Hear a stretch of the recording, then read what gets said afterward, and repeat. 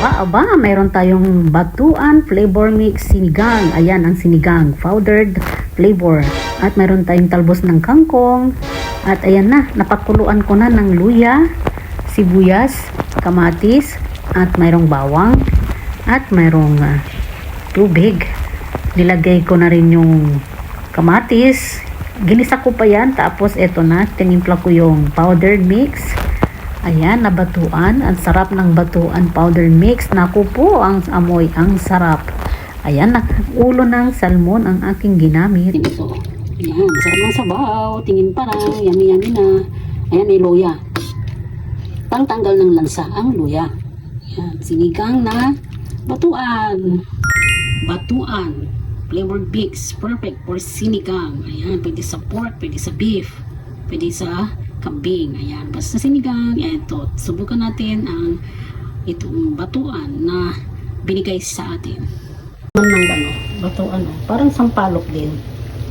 Sampalok na maraming flavor. Ayan, subukan natin to ha. O, kumukulo na. Hindi ko pa nilagyan ng pampalasa yan ha. Tikman natin kung kompleto na sa sarap itong sabaw.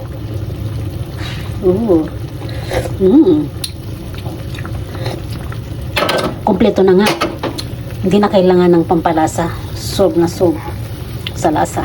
Ito na, ilalagay na natin tong napakaraming gulay na kangkong. Ayan, masarap ang kangkong. Punuin natin ang gulay. Ayan, di ba? Naku, ilang beses kong hinugasan itong dahon ng kangkong. Alam nyo ba itong kangkong, nilinis ko hanggang dito. Yan, yung pinakadulo, tapos nirab ko pa ng tubig. Yan, kinukuskus ko pa yung dahon ng kamay ko. Yan, dahil gusto nating mas malinis ang ating dahon. Yan, tayo na lang natin yan. Kakain na tayo. Takpan. Uusok na. Uusok na, luto na mga ka-friendship. Ayun. Ayan. Balik na rin natin itong dahon. Ayan, sarap. Ayan, that's it. Para maluto yung ibabaw. Ayan, balik na rin lang. Huwag masyadong halo ng halo para hindi madurog ang isda. Ayan, ating salmon. Tignan na natin. Ang galas. Perfect. Ako, sabaw pa lang. Panalong panalo.